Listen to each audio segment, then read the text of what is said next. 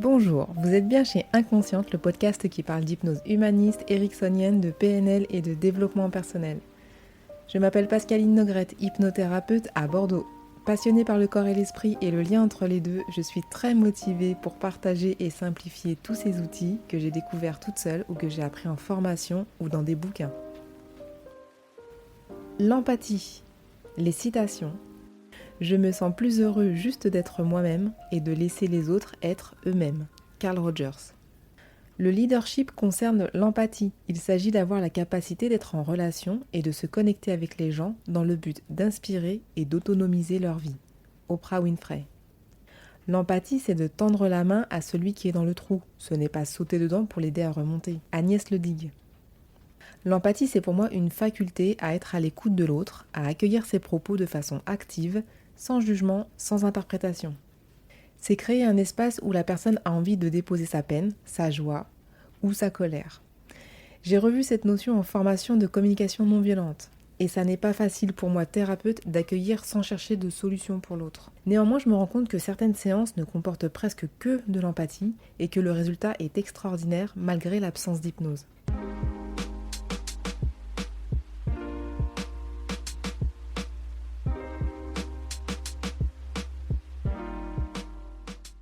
Christina me demande comment être empathique avec son amie qu'elle n'a pas vue depuis des années.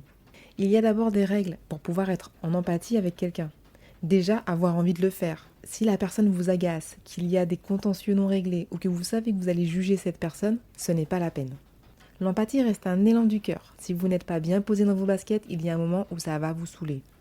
Être disponible, ça revient un peu au même que l'envie. Pensez bien que le langage non verbal, c'est plus de 90% de notre communication globale. Donc si vous n'avez pas le temps, que vous êtes pressé, que vous êtes stressé, agité, en colère, eh bien ça va se sentir. Et la personne en face ne va probablement pas se sentir à l'aise, ni déposer sa parole aussi largement qu'elle l'aurait souhaité.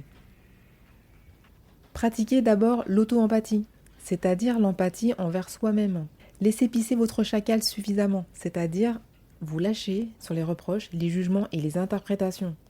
Apportez-vous de la douceur en accueillant vos sentiments, sans jugement, puis dégagez le besoin insatisfait qui en découle, et le must, trouvez des stratégies pour satisfaire ce besoin. Il y en a plus que vous ne le pensez. Laisser pisser son chacal, par exemple, ça veut dire faire des reproches, de dire mais qu'est-ce qu'elle est conne celle-là, mais qu'est-ce qui m'énerve, de toute façon c'est toujours la même chose, tu ressembles à ta mère, etc., etc. Vous connaissez bien. Pour s'apporter de la douceur, l'exemple, ça serait bah oui, j'ai raté, et c'est pas grave, en fait, je suis qu'un être humain. Bah ouais, je suis en colère. Et je suis en colère parce que je n'admets pas ce genre de choses. Mais j'accueille ma colère et je la dépose. Dans le cas des stratégies, je souffle un peu, je fais de la cohérence cardiaque, je fais de la méditation, je fais des pompes, je vais danser, je vais appeler une copine. Si vous êtes habitué à être à l'écoute de vous-même, autant des parts chacal que des parts girafe, vous saurez le faire avec l'autre.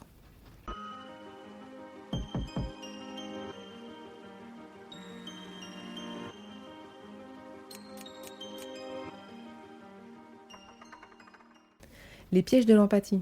Un super exercice réalisé au module 2 avec Ken Komzeski. Un participant est assis devant nous tous. Ken est debout derrière lui avec des pancartes qui indiquent à chaque fois le comportement anti-empathique à jouer. Premièrement, nous avons posé beaucoup de questions.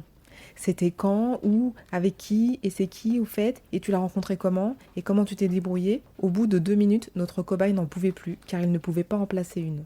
Du coup, la personne pourrait repartir en se disant qu'elle ira se confier à quelqu'un d'autre, ou même pas du tout. Deuxièmement, nous avons été empathiques avec l'autre personne dans l'histoire de notre cobaye. Oh là là, le pauvre, si ça se trouve, il est passé sous un train. T'as appelé les hôpitaux, et sûrement qu'il avait une bonne raison de ne pas venir. Tu sais, t'es pas facile, hein, toi aussi. Moi, j'aurais été lui, j'aurais fait pareil. Hein. Là, notre cobaye repart avec un sentiment d'incompréhension, une impossibilité de faire pisser son chacal, puisque nous prenons parti pour l'autre. Troisièmement, ramener le propos à soi. C'est fou, il m'est arrivé la même chose la semaine dernière. Une dame m'a doublé aussi, et le vigile n'a rien dit, ni la caissière d'ailleurs. Dans quel monde on vit? Mais moi, je me suis pas laissé faire, hein. J'ai dit haut et fort que c'était moi d'abord, et tu sais pas ce qu'elle m'a répondu? Pareil, pas de place pour l'autre pour déposer son histoire et son sentiment, puisque c'est moi qui fais pisser mon chacal à moi. L'autre se retrouve à accueillir au lieu de déposer. Quatrièmement, les bons conseils. Moi, j'ai lu que dans 99% des cas, c'était comme ça. Tu ne devrais pas faire ça comme ça. Tu vas te faire avoir. Fais ceci ou fais cela. Laisse tomber. Te laisse pas faire. Méfie-toi. Superbe exemple. Dans mon cas, c'était une célébration que j'avais besoin de déposer et je me suis fait recevoir de la même façon. Car oui, en CNV, on célèbre aussi des bons moments quand le sentiment est sympa et qu'il répond à un besoin pleinement satisfait. Pour moi, le fait de ne pas pouvoir célébrer, c'est-à-dire de déposer mon sentiment positif, ça a été compliqué. La douche a été froide, glaciale. Je n'ai pas pu partager ma célébration, ni ma déception de cet accueil.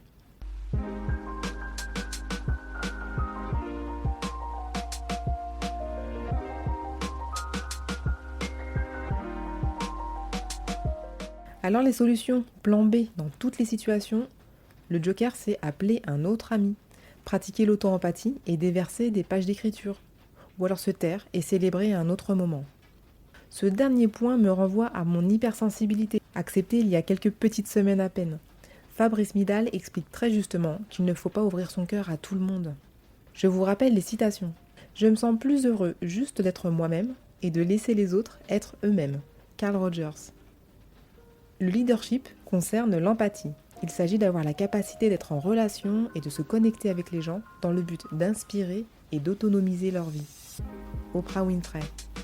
L'empathie, c'est de tendre la main à celui qui est dans le trou. Ce n'est pas de sauter dedans pour l'aider à remonter. Agnès Ledigue.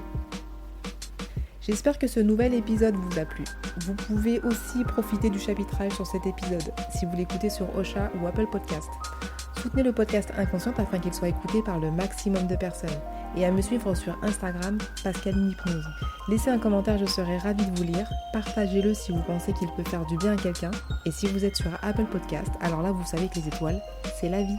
Merci et à bientôt.